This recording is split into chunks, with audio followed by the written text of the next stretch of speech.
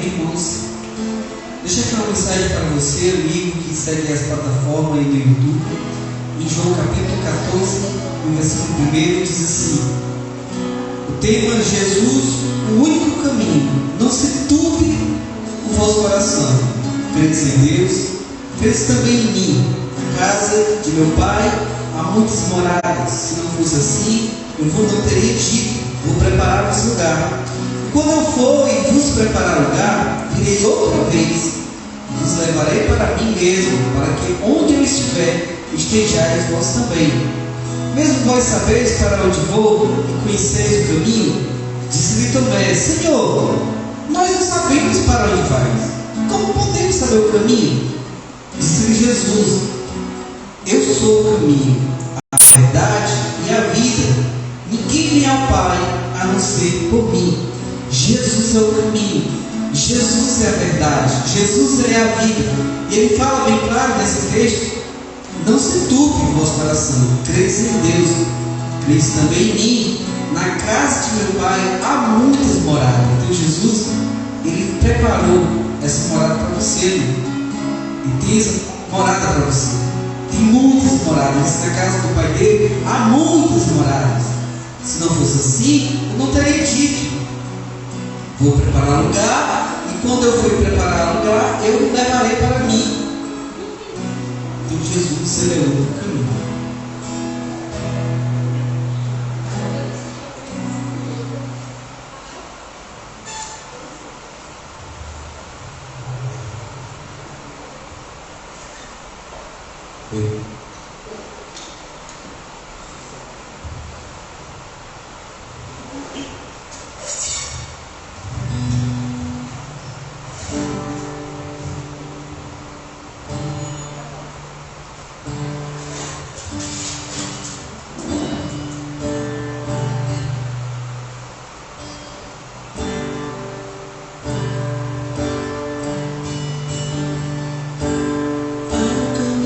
Para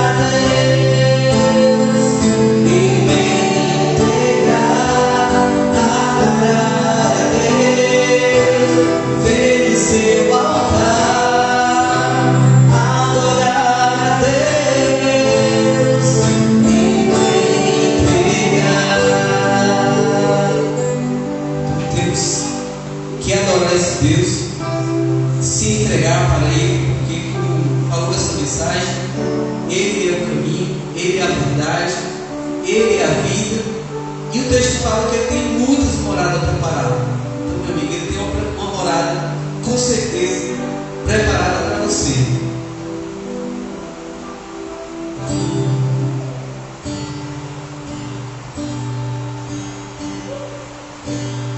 Onde está sentado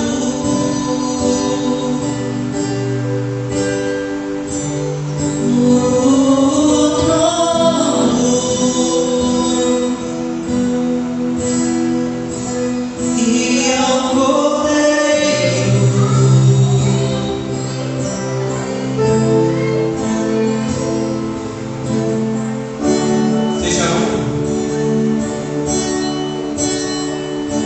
seja a honra,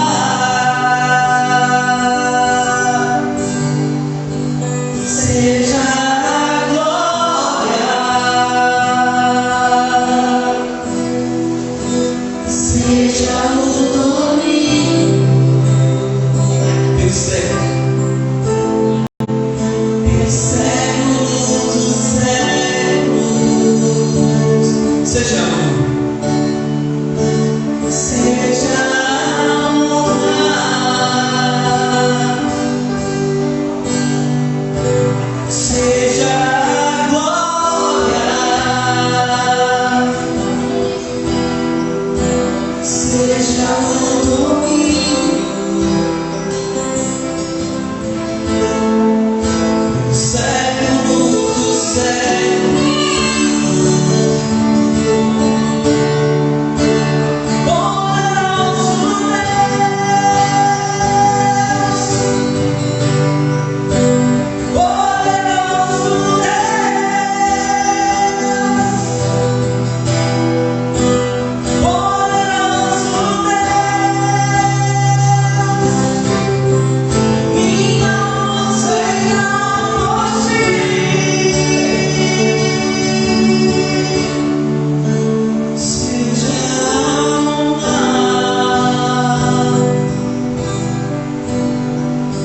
Seja a glória, seja o domínio pelos séculos dos séculos. Seja a honra, seja a glória, seja o domínio pelos séculos dos séculos.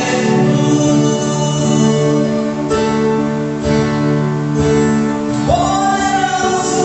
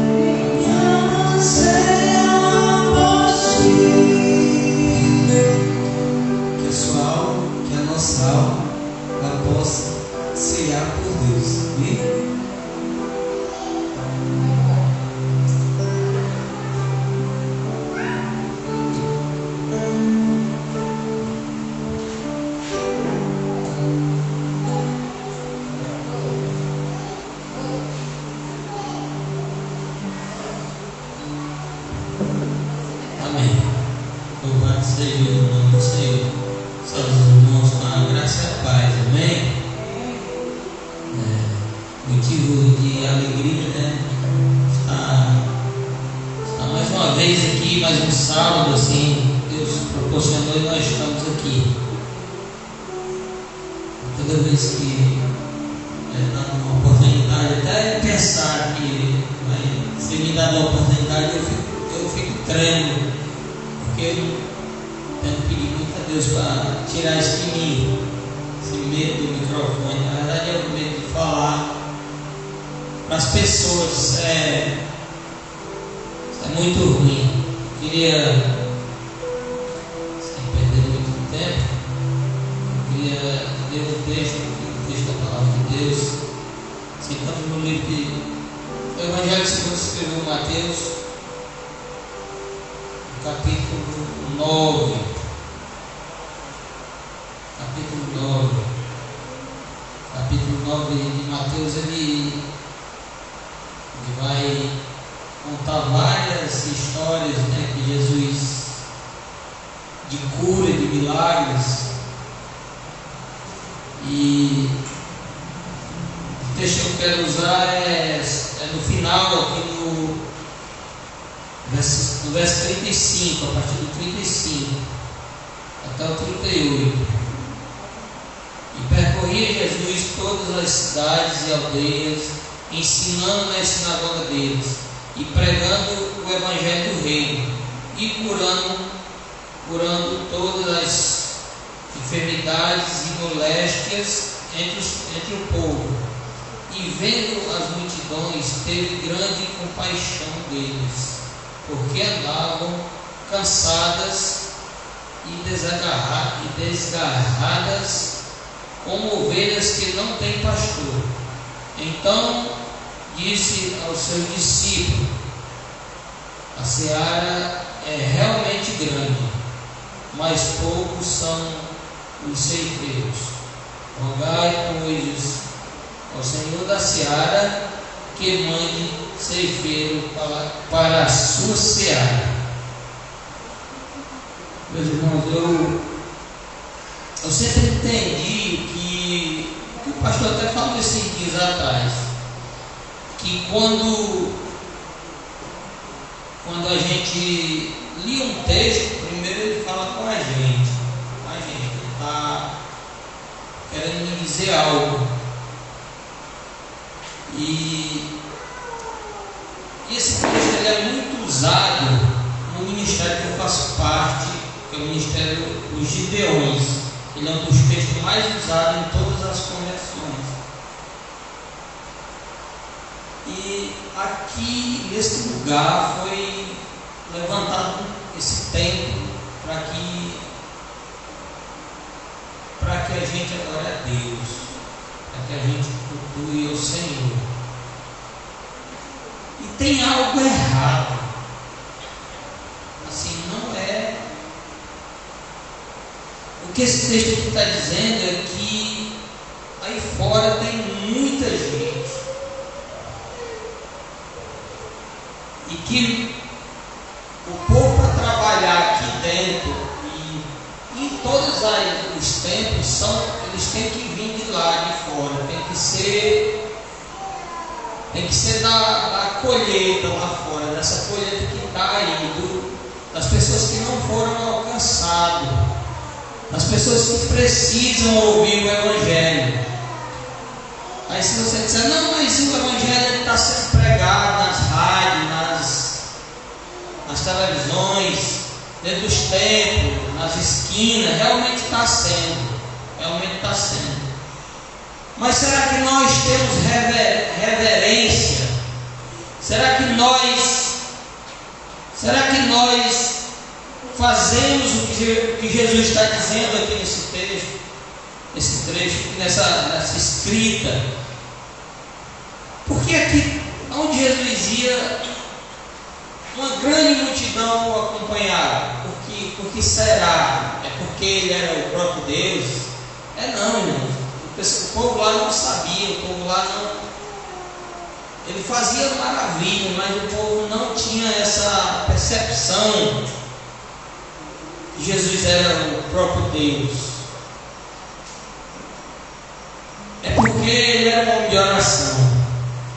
E muitas vezes nós viramos religiosos. E nós ficamos, muitas vezes o pouco que nós pedimos a Deus é por nós mesmos, é pelo nosso bem, é o meu, é o meu, é o meu. Eu estou falando isso aqui porque primeiro a palavra falou comigo, porque o defeito está em mim. Nós não temos reverência a Deus, nós não praticamos a oração. Quando nós pedimos mal. Então nós temos que mudar, nós temos que pedir a Deus.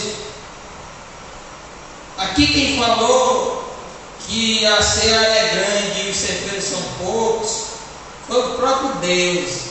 E ele disse: olha, vocês me peçam,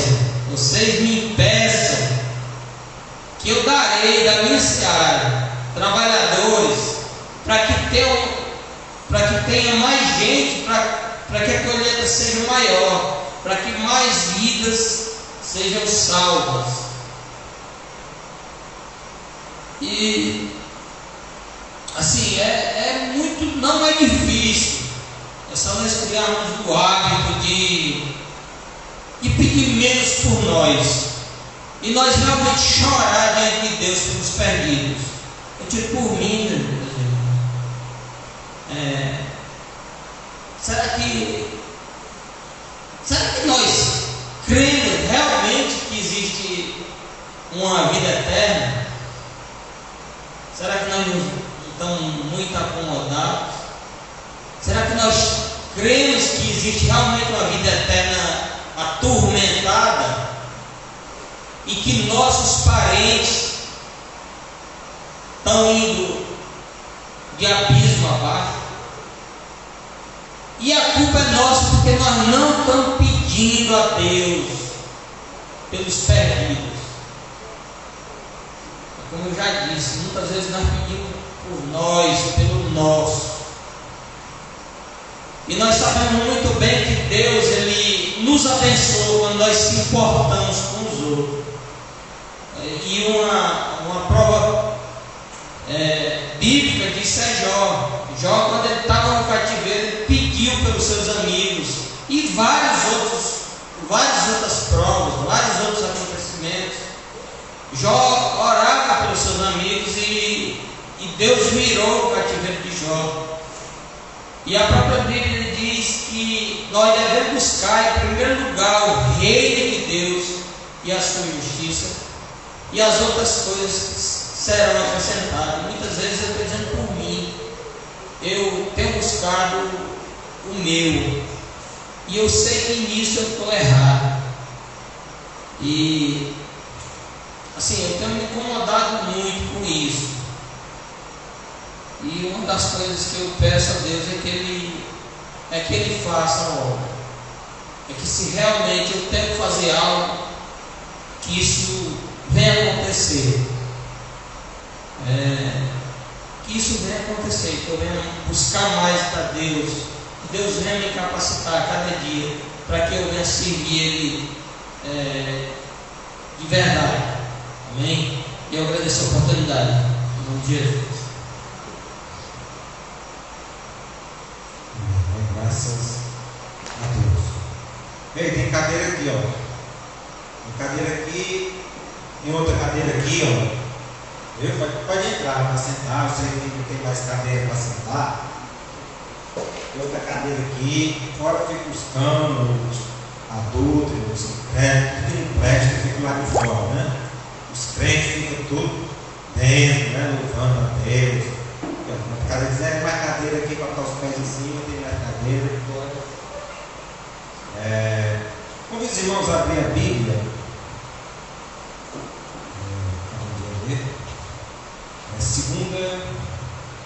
Segunda Reis 18. E quem se chama que é Deus, é?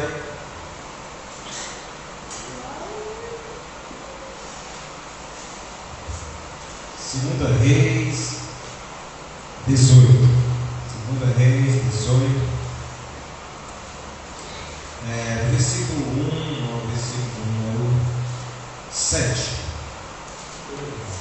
2 Reis 18, do 1 ao 7. Vem. Diz assim a palavra do Senhor: no terceiro ano do reinado de Oséias,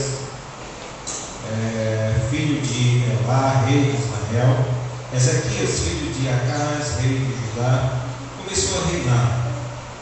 Ele tinha 25 anos de idade quando começou a reinar e reinou 29 anos em Jerusalém. O nome da sua mãe era Abiá, filha de Zacarias. Ele fez o que o Senhor aprova, tal como tinha feito Davi, seu predecessor.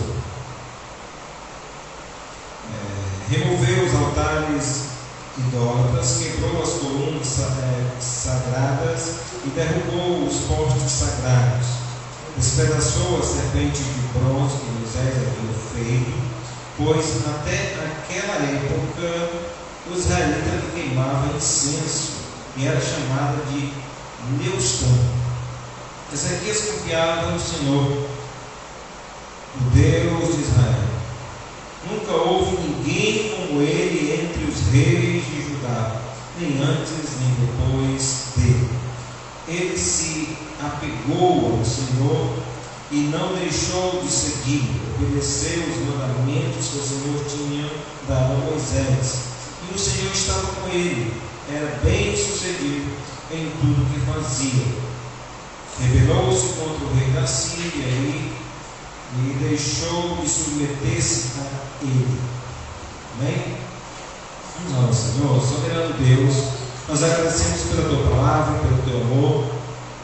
Ó Deus, nós te agradecemos, ó Deus, porque tu és um Deus tão generoso, tão bondoso, tão rico para conosco. Pai Santo, ó Deus, tua graça pela tua palavra. Ó Deus, e rogo a iluminação, a discernimento, a compreensão da tua vontade.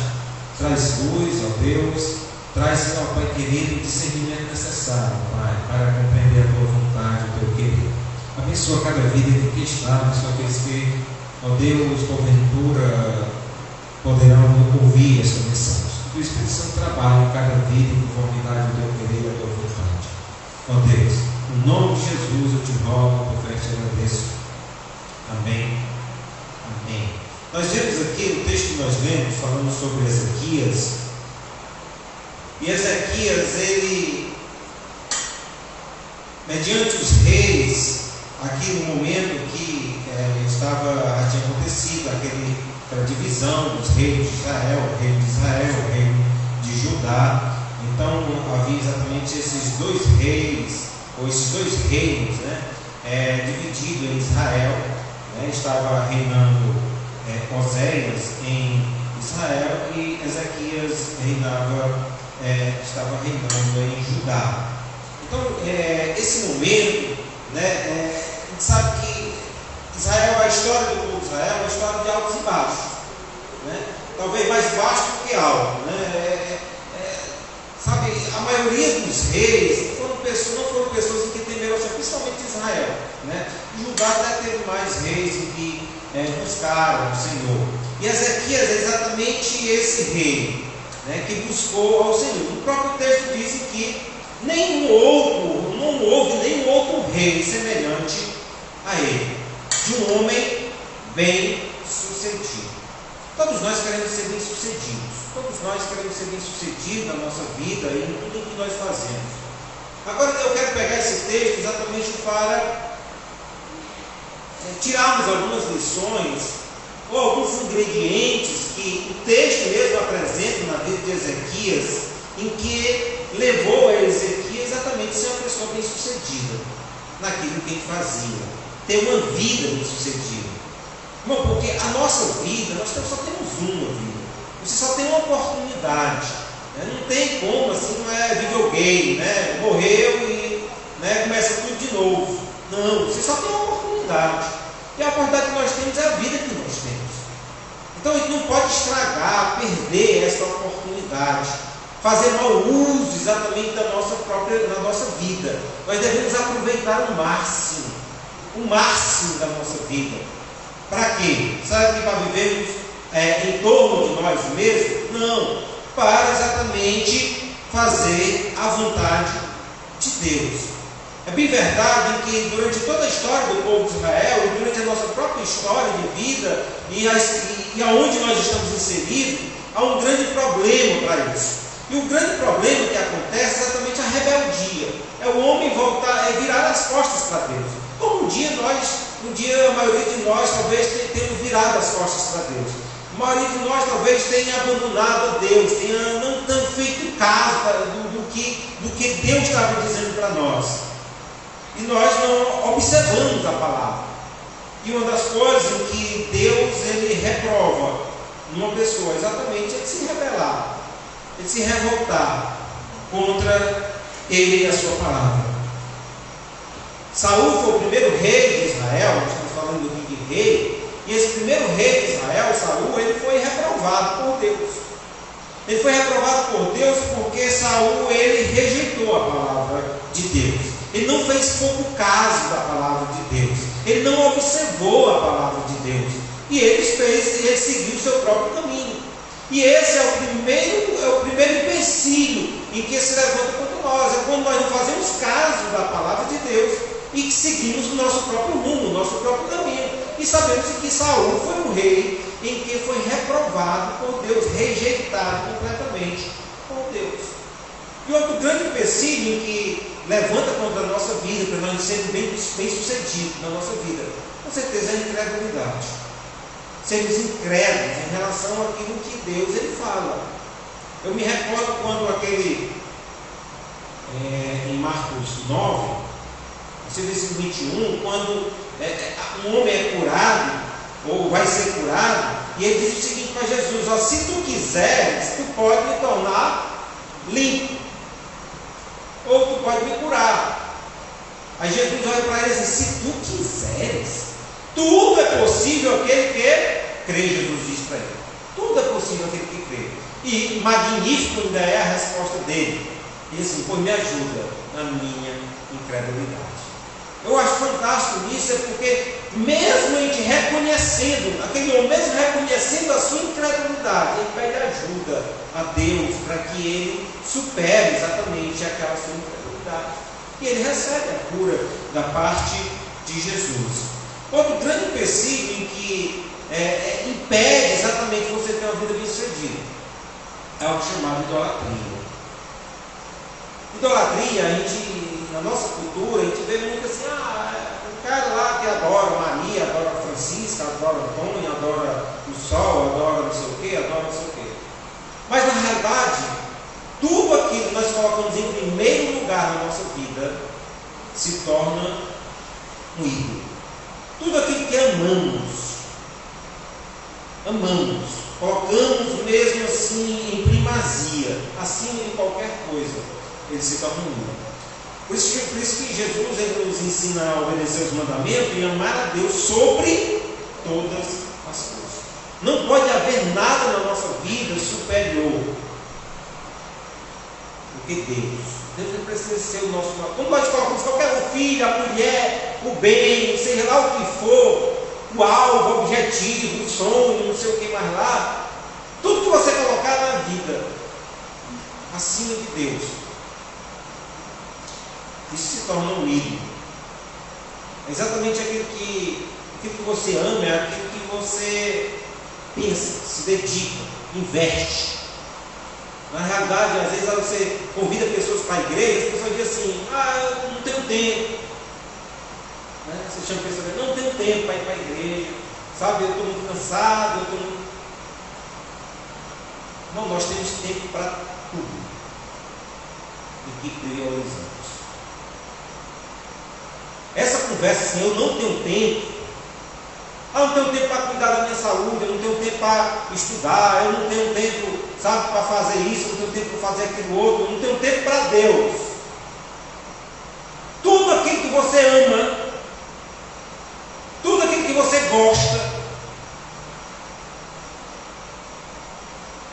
você tem tempo.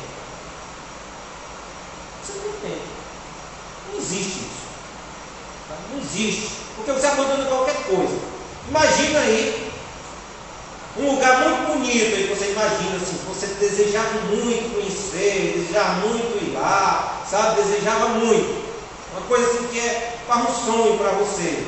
Aí você ganha assim, você ganha uma passagem com tudo pago. Meu amigo, pode ter trabalho, pode ter o que for, meu amigo. Você deixa a casa, né? Hoje em dia, nesse tempo assim de chuva, né? O pessoal não tem tempo porque não tem tempo não, não vem igreja porque vai chover, né? Acho que vai dar e recarregar a casa com móvel, com tudo, alguma coisa assim, né? Para a pessoa imaginar.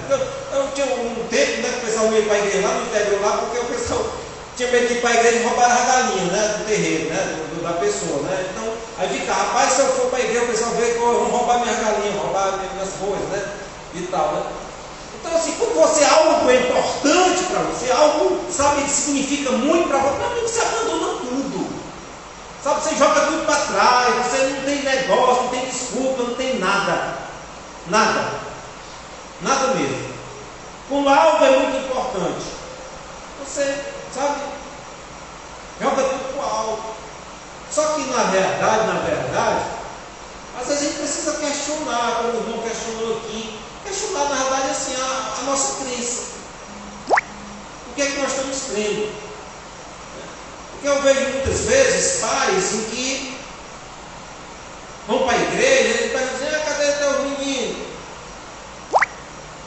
Não queria vir para a igreja, não estava com vontade de vir para a igreja, né?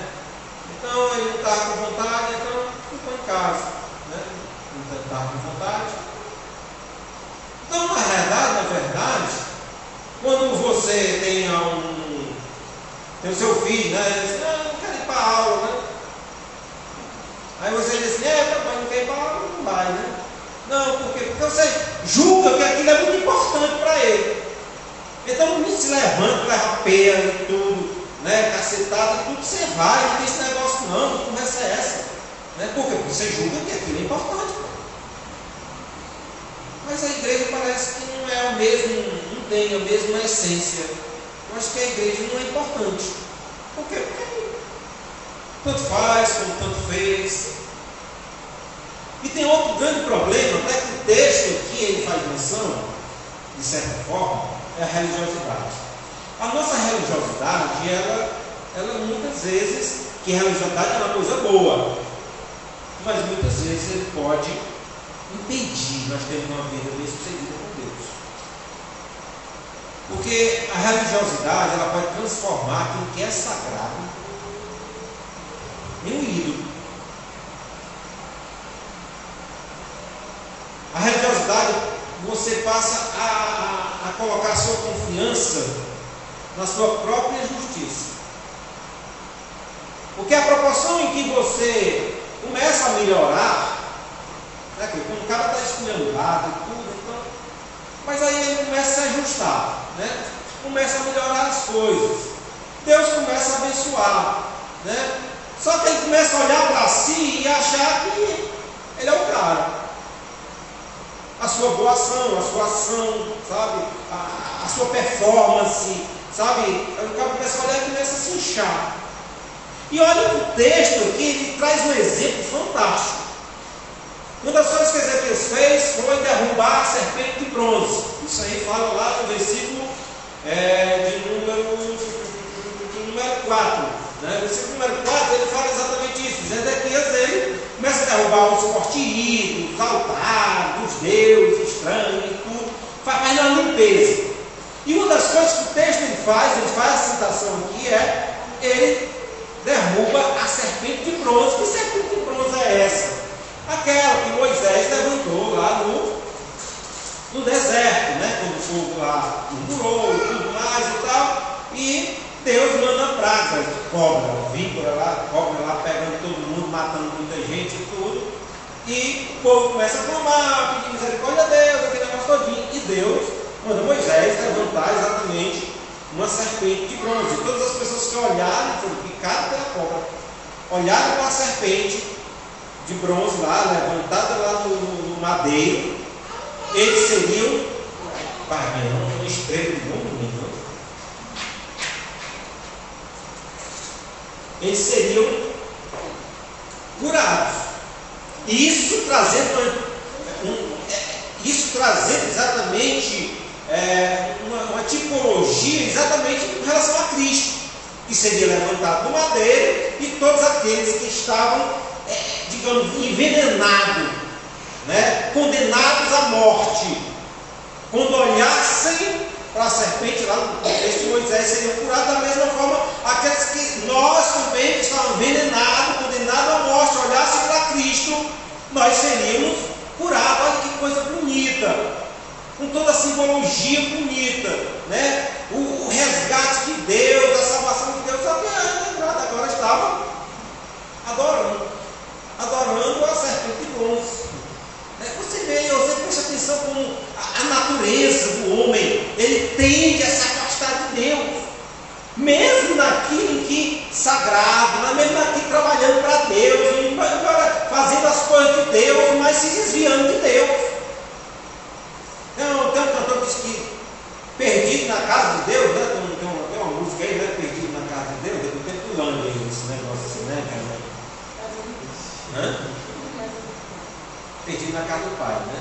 Perdido na casa do Pai. Então, tem muita gente dentro da igreja perdido, sabe assim, se apegando a outra coisa, sabe? Se agarrando a outra coisa, buscando outra coisa fora Deus, ou colocando outro ídolo que não é Deus, não colocando Deus exatamente como seu foco, seu grande alvo da sua vida. E existe outro grande problema, irmão, que nos impede exatamente de ter uma vida bem sucedida com Deus. É a passividade. A gente precisa entender que se nós não nos mexemos, nada vai acontecer. Se nós não nos movemos exatamente na busca e correr atrás, sabe? Nós temos que ser ativos. Jamais você pode tomar uma atitude assim, não, eu estou aqui na minha, nem barro, nem tijolo, né, aquele negócio, né? Nem fede, nem cheira, estou aqui na minha,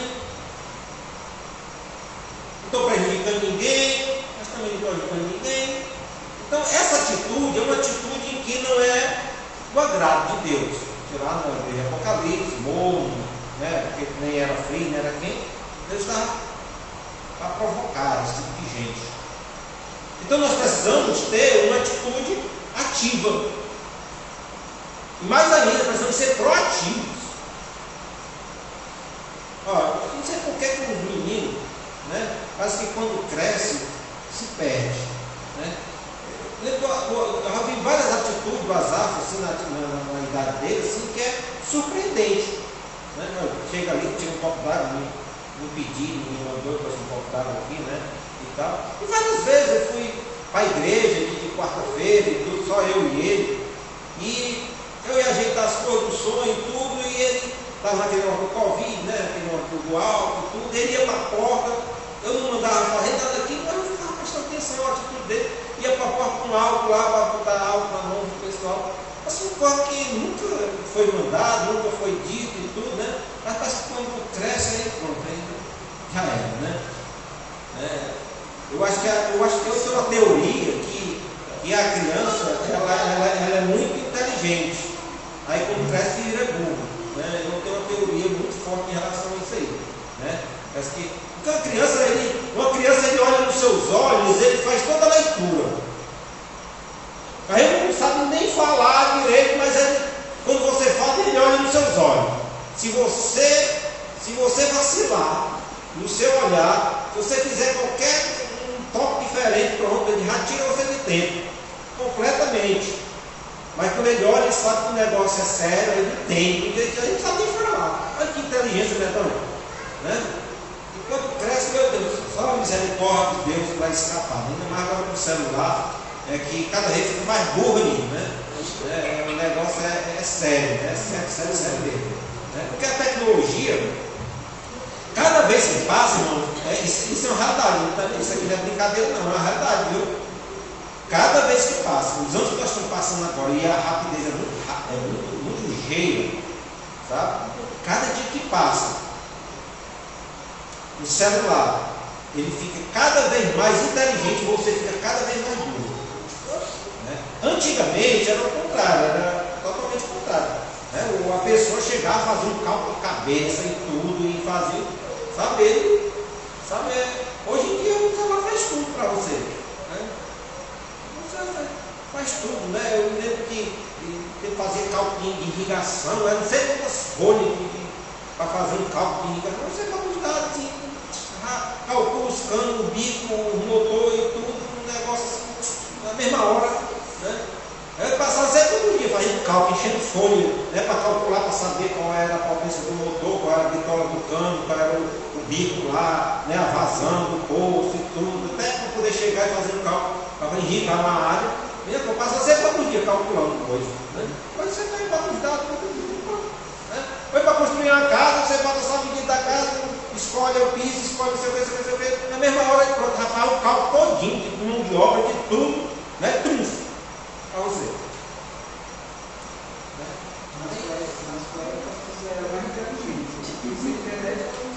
Não, hoje em dia, se faltar Wi-Fi, pronto, né? Está todo mundo perdido, a população, está todo mundo, né, louco, não sabe o que é que faz na vida.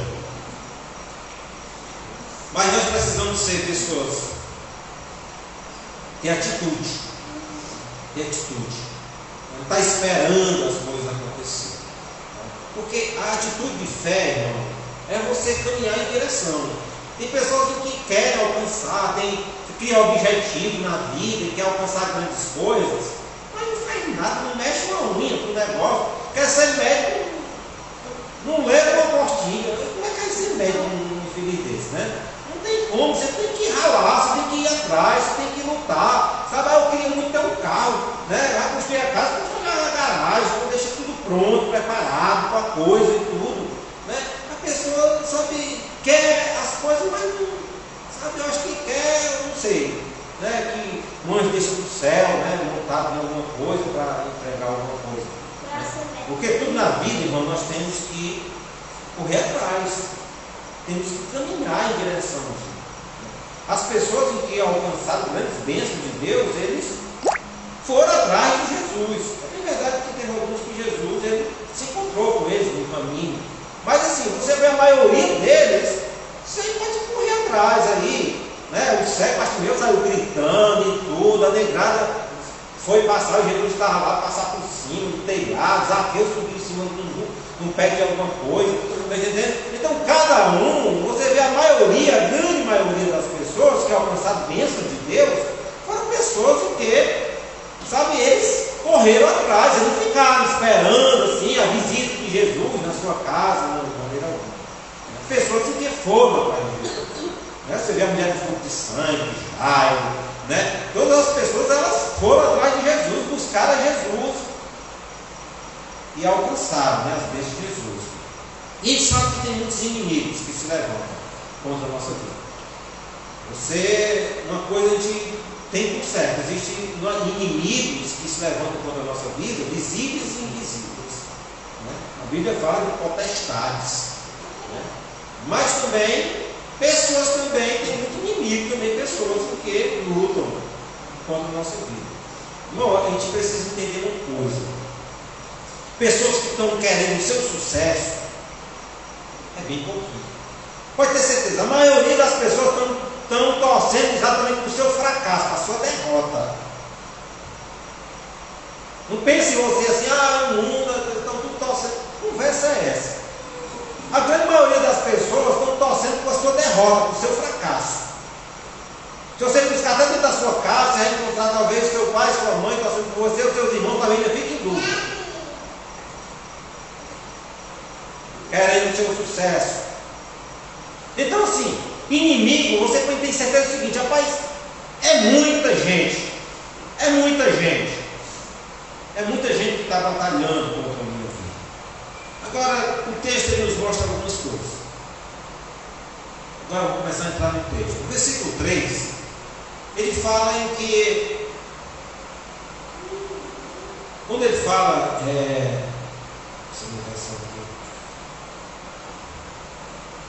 ele fala assim, ele fez o Senhor a prova, tal como tinha feito quem? da vida. Uma das coisas que nós precisamos cultivar, se queremos ser bem sucedidos na nossa vida, uma das coisas que nós precisamos cultivar na nossa vida é um discipulado. Nós precisamos ter referências na nossa vida. Todos os grandes homens de Deus, eles estiveram referências. Você vê Josué, teve Moisés, né? Você vê Elias, teve Eliseu, né? Então, como é importante você ter boas referências na sua vida. Nós precisamos se aproximar de pessoas em que somem na nossa vida. Não nos atrapalhem, pessoas que somem. Porque assim, todos nós olhamos para alguma pessoa, precisamos olhar para Jesus, ao autor da nossa fé e tal. Mas aqui nós temos referência. Paulo ele chega assim: ó, sede meus imitadores, como eu sou de Cristo. Então tem pessoas em que servem de referência. Né? Eu ouvi uma frase assim: rapaz, não desista, tem muitas pessoas olhando para você. Então ele precisa de ter referência na nossa vida.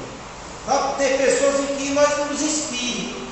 Né? Pessoas em que, sabe, Paulo ele chega a dizer para Timóteo, ele diz o seguinte: olha, Timóteo, o que da minha parte você tem recebido, confia também a outros homens que sejam idôneos, que passem a outras pessoas. Na história tiveram vários problemas, pessoas que não fizeram outro sucessor. Josué não fez outro sucessor. Aí começou a ter uma série de problemas. Entra para ela do juiz e começa a ter muitos problemas.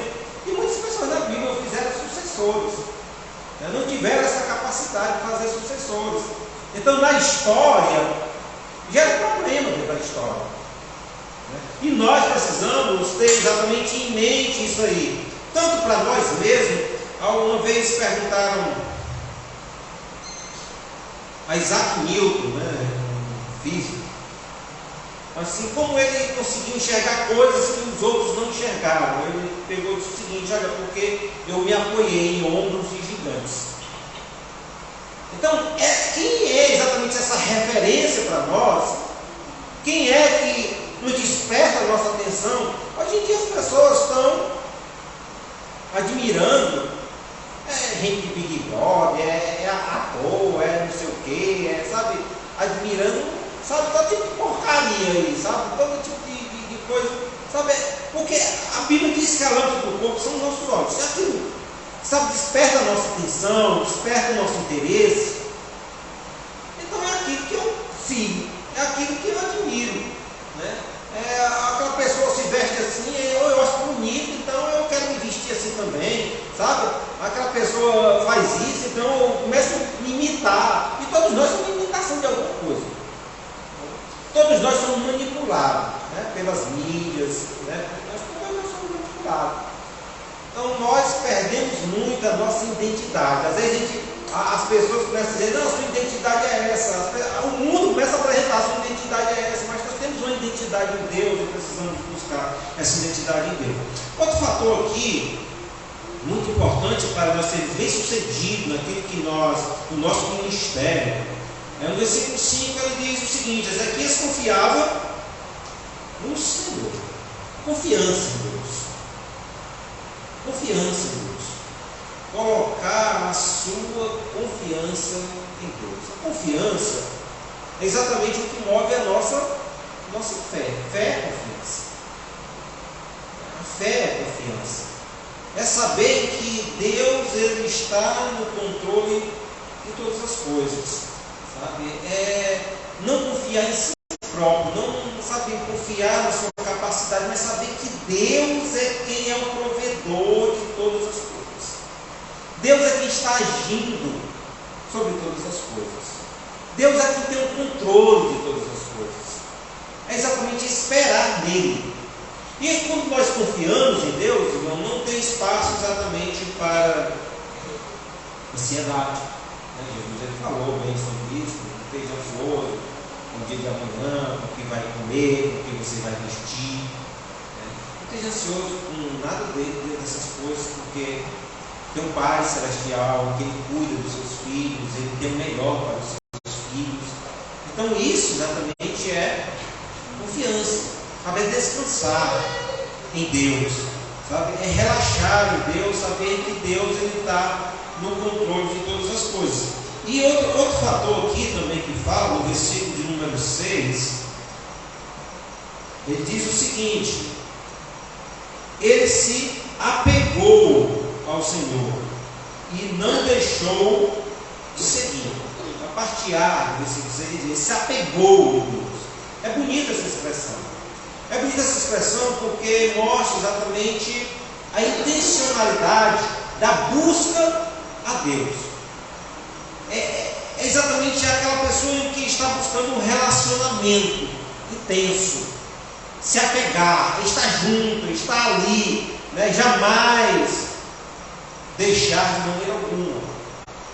Lá em Gálatas 5,16 ele diz que nós devemos andar em Espírito. Nós temos, irmão, derramado sobre a sua igreja, sobre o Espírito Santo de Deus. Jesus nos prometeu: olha, eu vou deixar um Consolador que vai estar com vocês todos os dias da vossa vida. E a grande pergunta é: quem é o Espírito Santo para você? O que ele representa exatamente para você? Será que nós temos afinidade com o Espírito Santo de Deus? Será que nós temos desenvolvido exatamente esse relacionamento com o Espírito Santo de Deus? Será que nós temos investido nisso? Nos apegado a isso? Desejado isso? Buscado isso? Às vezes a gente pode cobrar nós mesmos, muitas vezes, muitos resultados na nossa vida, na nossa caminhada cristã. Mas eu digo uma coisa, irmão: nada se compara com relacionamento com Deus. Relacionamento com Deus. Relacionamento com Deus em oração, em desejar a presença de Deus, de estar com Deus, de escutar Deus, de obedecer exatamente a sua voz. É o que diz na parte B do versículo número 6. Ele diz o seguinte: obedeceu os mandamentos que o Senhor tinha. Obedeceu. Obedeceu os mandamentos do Senhor. Irmão, nós cremos naquilo que praticamos.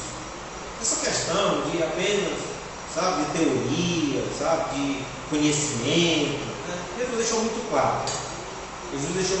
Aquele apenas que ouve a palavra é semelhante àquele que constrói a sua casa sobre a areia.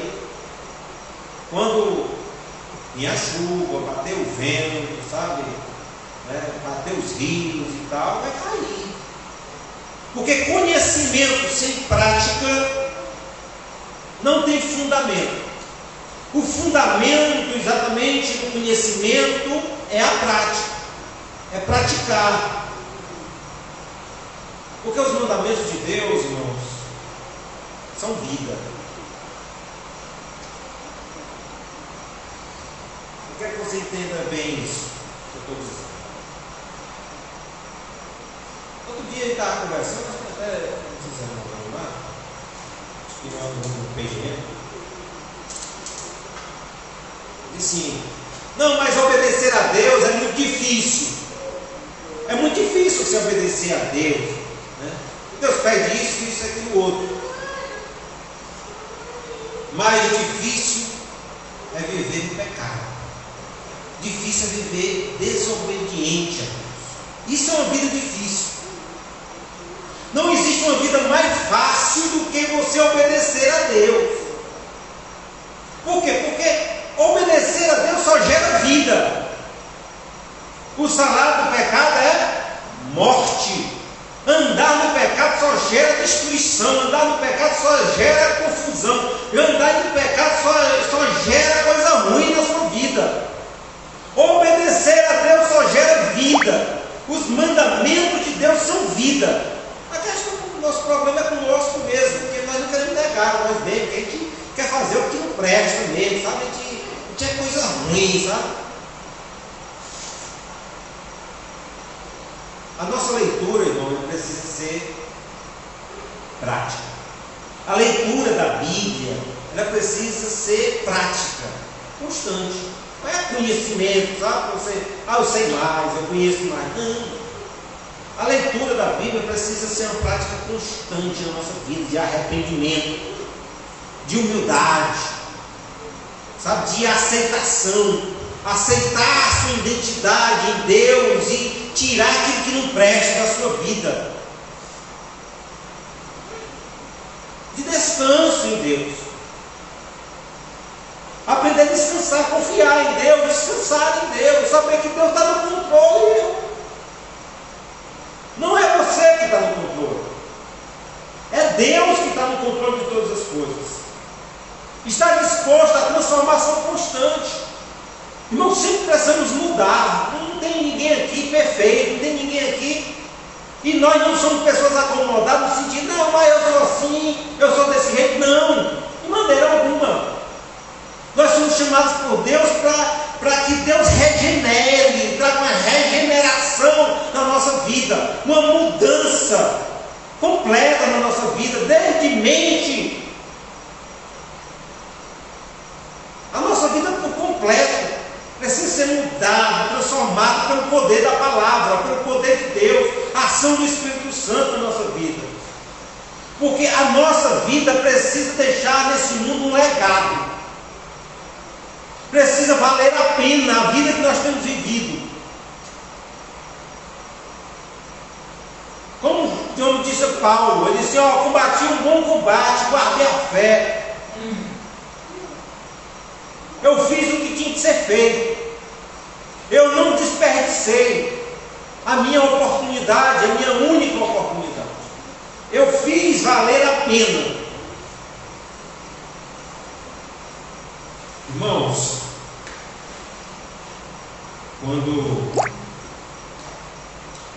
para nós finalizarmos, o versículo 7 tem algo muito lindo. Muito lindo mesmo. Diz assim, o Senhor estava com ele. Isso é lindo, isso aqui. Era bem sucedido em tudo que ele fazia. Olha, isso aqui parece o Salmo 1, né? Ele diz, bem-aventurado o homem que não anda segundo o conselho dos ímpios, nem se detém no caminho dos pecadores, nem se assenta na roda dos escarnecedores. Antes o seu prazer está na lei do Senhor, e na sua lei medita de dia e de noite. É como a árvore plantada junto aos ribeiros de água, que dá o seu fruto no seu devido tempo. Aí ele diz, tudo que ele faz será bem sucedido. Olha que coisa linda. Quando nós tomamos esta posição diante de Deus, uma posição que um homem toma diante de Deus, de obedecer a Deus, sabe, de confiar em Deus, de se relacionar com Deus, sabe, de caminhar com Deus. Deus é Deus. Ele será bem sucedido. Com todos nós recebemos um ministério da parte de Deus, um propósito de vida. Às vezes nós corremos um grande risco de... Eu vejo muito isso acontecendo, às vezes com pessoas, às vezes em missões,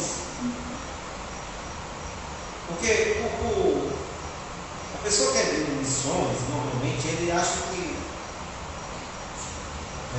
todo mundo ele precisa ser um formato, tem um formatozinho, precisa ser daquele jeito.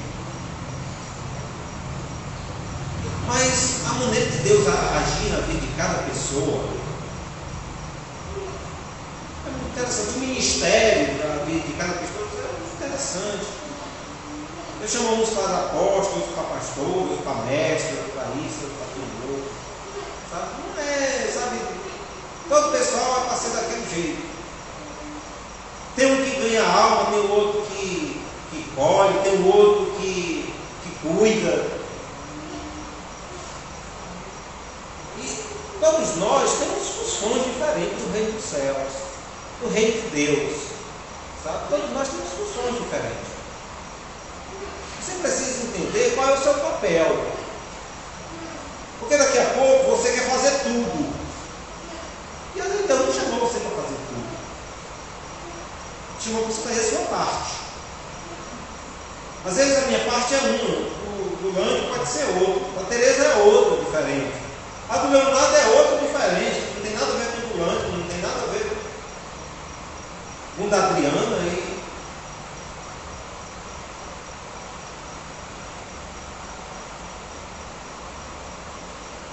Onde Deus Ele quer nos inserir, onde Deus Ele quer nos usar, isso nós precisamos encontrar em Deus. E ter a confiança exatamente que você está fazendo, exatamente aquilo que Deus mandou você fazer. Isso não quer dizer que você não possa contribuir para o outro, fazer alguma coisa para o outro, não tem nada a ver com isso. Mas Deus tem nos chamado exatamente para algo específico. Uma função específica. Então precisamos, na verdade, buscar em Deus e confiar em Deus e se colocar exatamente a obediência, exatamente aquilo que Deus nos mandou fazer. E Deus vai estar conosco. Acontece exatamente com José. Uma das coisas lindas que você vê na vida de José exatamente é essa. José passando por toda a dificuldade e tudo, você vê, Deus era com José. Mas ele estava passando por dificuldade. Sabe, as coisas não estavam dando certo para ele. As coisas quando começavam a dar certo, aí dava errado. Quando as coisas começavam a dar certo, aí dava errado. Você poderia fazer essa leitura da vida de José.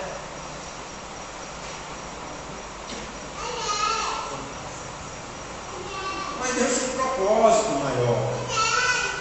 Deus tem um propósito. Se você olhar para a vida de Paulo, você parece que eu estou dando errado para essa pessoa. Não! Na cartilha de Deus estava dando certo. Estava dando certo. Tem coisa que está fora da nossa compreensão, sabe? Isso não é atrás de justificar nada, não. Mas o primeiro missionário, pai de missões, você pode até assistir o filme dele no YouTube. William Garen. Ele é considerado pai de missões. Batista, pastor Batista. Ele sentiu o desejo de ir para a Índia. E não você vê a história do homem. É uma história difícil. Ele cria a primeira junta missionária. Sai da Inglaterra e vai para a Índia. Com a mulher e 2 filhos. E leva a irmã da mulher dele também. E chega lá, é só peia. Até chegar ao ponto de... E não ganha nenhuma alma. Ele fica incomodado com aquilo e tal. E o filho dele morre. E a mulher dele fica doida.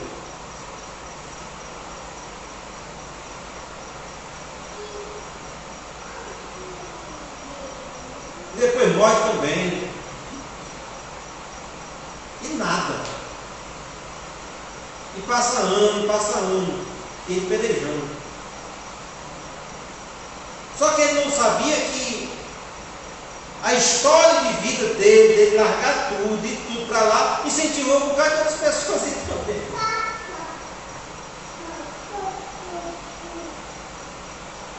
E quem colheu o fruto do trabalho que ele fez, e lá ele traduziu Bíblia, o idioma, lá criou uma imprensa para imprimir Bíblia, para dar para o povo e tudo, sabe?